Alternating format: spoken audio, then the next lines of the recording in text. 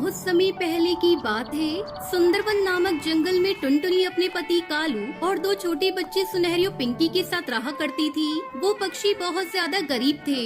अपने दोनों बच्चों का पालन पोषण करने के लिए जंगल से कुछ लकड़ियाँ लाकर बेचा करते थे और उसी से अपना घर चलाते थे।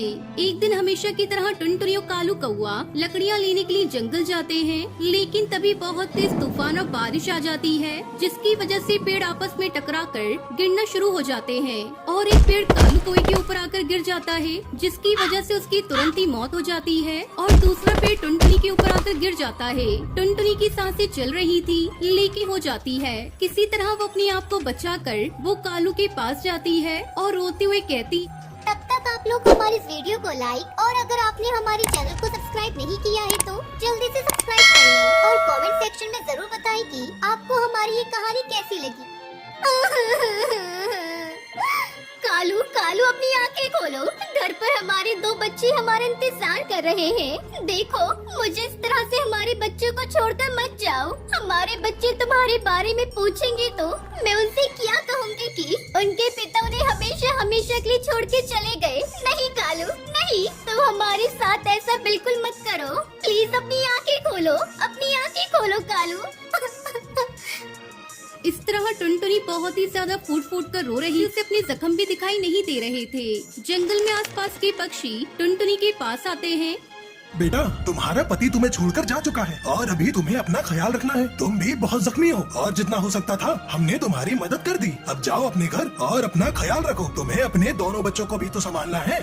टुनटुनी चिड़िया को पास के पक्षी बहुत समझाते हैं और वो सभी के समझाने के बाद घर चली जाती है। घर जाने के बाद सुनहरी और पिंकी अपनी माँ की ये हालत देखकर घबरा जाते हैं।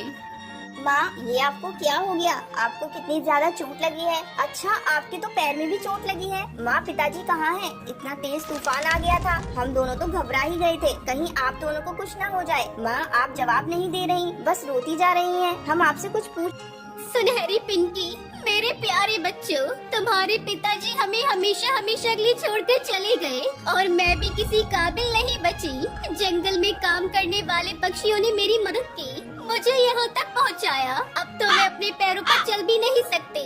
तुम्हारे पिता का भी अंतिम संस्कार करके आ रही हूँ। तेज तूफान से पेड़ गिरना शुरू हो गए और एक पेड़ से तुम्हारे पिता हमें छोड़कर चले गए और दूसरे पेड़ ने मुझसे मेरे पैर छीन लिए। अब मैं तुम दोनों का पालन पोषण कैसे करूँगी? नहीं आ रहा है, अब हमारा क्या होगा?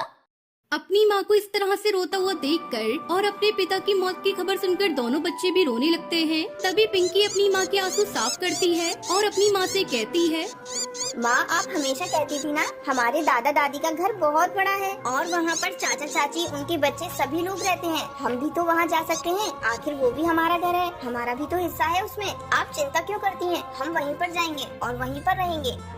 नहीं नहीं मेरे प्यारे बच्चों, हम वहाँ पर नहीं जा सकते। तुम्हारे दादा दादी मुझे पसंद नहीं करते क्योंकि मैं गरीब परिवार से थी और तुम्हारे पिताजी मुझे पसंद करते थे, इसलिए वो आकर उन्होंने मुझसे शादी कर ली। इसलिए उन्होंने अपने बेटे और मुझे अपने घर से निकाल दिया। हम वहाँ पर नहीं जा सकते बच्चों, नहीं जा सकते हम वहाँ पर। टुनटुनी अपने दोनों बच्चों को अपनी सारी बातें बता देती है। पूरा परिवार दुखी था, परेशान था। तभी अचानक तेज तूफान के साथ बारिश शुरू हो जाती है और इतनी बारिश होती है कि उनके घोंसले के अंदर पानी आना शुरू हो जाता है। ये देखकर टुनटुनी और भी ज्यादा घबरा जाती है कि अब वो कहाँ जाएगी। जब टुनटुनी को कोई और सहारा नजर नहीं आता तो उसे मजबूरी में अपने ससुराल जाने का फैसला करना पड़ता है। टुनटुनी अपने दोनों बच्चों के साथ अपने ससुराल पहुँच जाती है और वो वहाँ जाकर अपनी सास को अपनी आप बीती बताती है। तभी टुनटुनी की सास कहती है, मनहूस करमजली, मेरे बेटे को तो मुझसे छीन लिया। उसके बाद जब मेरा बेटा इस दुनिया में नहीं रहा तो अपना हिस्सा लेने आ गई इस घर में। अब बाही चिड़िया, तुझे और तेरे दोनों बच्चों को इस घर में जगह नहीं दूंगी। चली जा यहाँ से। मेरे बेटे को तो खा गई है, क्या अब हमें भी खाने आई है? निकल जा यहाँ से, हम तुझे यहाँ पर जगह नहीं देंगे। सासू माँ, मेरे दोनों छोटे बच्चे हैं, इनके ऊपर थोड़ा रहम करो, थोड़ा रहम करो सासू माँ। ना मैं तुझ पर रहम करूंगी और ना ही तेरे इन दोनों छोटे बच्चों के ऊपर रहम करूंगी। निकल जा यहाँ से। और मैंने कोई अनाथ आश्रम नहीं खोल के रखा जो मैं तुझे अपने घर में रहने की अनुमति दूं। जा यहाँ से, बाढ़ में डूबकर तू भी मर जा। दादी दादी, अपने घर में रहने की जगह दे दो ना। बारिश कितनी तेज है, हम इतनी तेज बारिश में कहाँ जाएंगे? हमारा छोटा सा घोंसला टूट गया, उसके अंदर पानी भी भर गया, हमारे पास रहने की कोई जगह नहीं है दादी।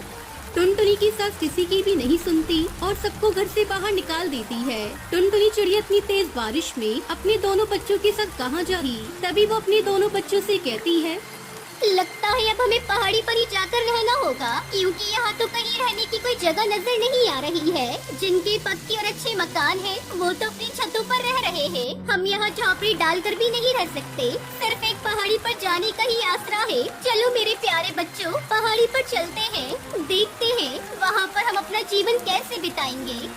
ऐसा कहकर टुनटुनी अपने दोनों बच्चों के साथ पहाड़ी पर चली जाती है। वहाँ जाकर टुनटुनी चिड़िया उसके दोनों बच्चे देखते हैं तो चारों तरफ फल के पेड़ लगे थे, ठंडी ठंडी हवाएं चल रही थी, बहुत अच्छा लग रहा था। तभी पिंकी कहती है, माँ पहाड़ी पर तो कितना अच्छा लग रहा है और यहाँ पर हमें खाने की भी कोई परेशानी नहीं होगी। जब तक हम यहाँ रहना चाहें आराम में बाद हमें फल खाने के लिए मिलेंगे। हाँ बेटा, वो तो सब ठीक है, लेकिन यहाँ पर जंगली जानवर भी रहते हैं। हम इस तरह खुले में तो नहीं रह सकते। हमें रहने के लिए घर की आवश्यकता है, इसलिए हमें लकड़ियाँ चाहिए। माँ वो देखिए, सामने देखिए कितनी ज्यादा मिट्टी है। हम वहाँ से मिट्टी लेकर आएंगे और मिट्टी का घर बनाएंगे और उसके अंदर रहेंगे। अरे वाह मेरी समझदार बेटी, तुमने कितना अच्छा आइडिया दिया है। हाँ, अब हम मिट्टी का घर बनाएंगे। जाओ मेरे प्यारे बच्चों, सामने जो मिट्टी का ढेर है वहाँ से मिट्टी लेकर आओ। टुनटुनी के सामने जो मिट्टी का ढेर था वहाँ से मिट्टी लेने जाती है ताकि वो अपने लिए एक मिट्टी का घर बनाकर उसके अंदर रह सके। तभी वहाँ पर एक खतरनाक बिल्ला आ जाता है, जिसे देखकर सुनहरी और पिंकी घबरा जाते हैं। माँ ये जंगली बिल्ला तो हमारी ही तरफ आ रहा है और अभी तो हमारा मिट्टी का घर भी नहीं बना। ये तो हम तीनों को खाकर डकार भी नहीं लेगा, हमें खा जाएगा। माँ अब हम मर जाएंगे। माँ ये जंगली जानवर तो हमें मार डालेगा।